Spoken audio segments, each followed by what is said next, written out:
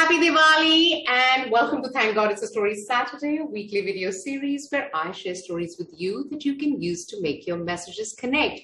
Because Diwali is around the corner, today's story is about an Indian woman I absolutely adore and admire, Sudha Murthy, the chairman of Infosys Foundation, a well-known author and a philanthropist. Now, this story is from her book called 3000 Stitches, Ordinary People, Extraordinary Lives. And story is actually about Sudha Murthy when she was at London Heathrow International Airport coming back to Bangalore. And she says, I got to the airport, I looked around, there were lots of people my age speaking in Kannada, which is her mother tongue, and maybe coming back from settling their children or helping their children with their children, means their grandchildren. And there was some Westerners sitting over there talking about the progress of India and kids playing around. And then the announcement to start boarding happened. She went and stood in a queue. Right ahead of her, there were two ladies, one in an Indo-silk Western sort of an outfit, and the other one in a sari. Not a strand of their hair was out. They were perfectly dressed in Gucci, pearls, and diamonds. And one of the ladies said to Sudha Murthy, can I have a look at your boarding pass? Sudha Murthy was going to show the boarding pass, but then she thought, they're not even airline crew. Why should I show them my boarding pass? So she asked out of curiosity, why?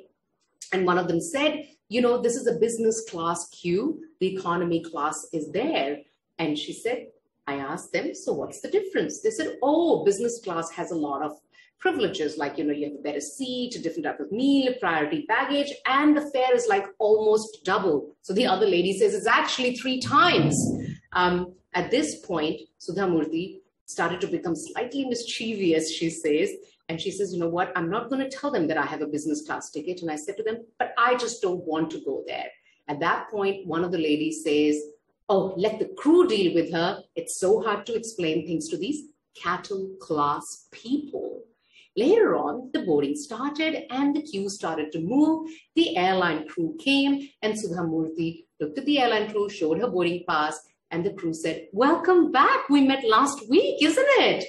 And at that point, she noticed the reaction on those two ladies' face because they had then realized that they were expecting her to be sent to the economy class queue. But in fact, she was a business class passenger.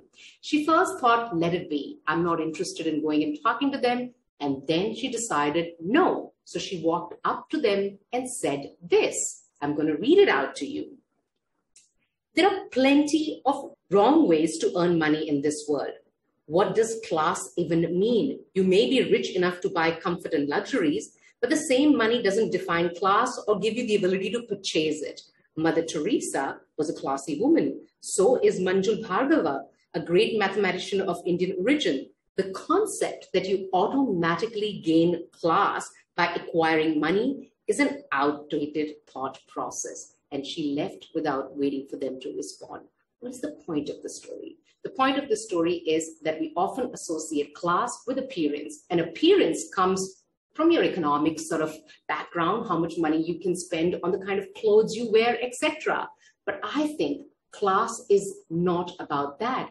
Indra Nui, when she started working in corporate America, said that when she went to America and she walked into boardrooms, she could just never look like other women. But she then decided that she's going to work so hard at this, the brain, that she will become better at her job than anybody else. Look where her career went. So your class is not your appearance. It is the person you are. It is the intellect, the knowledge, the smartness that you have, and the compassion and the kindness you have. If your appearance is your roadblock in showing up, it's time this Diwali to drop that thought process, because your worth is and your class is not associated to your appearance. Stay storied. I'll see you here next Saturday with another story, and happy Diwali one more time.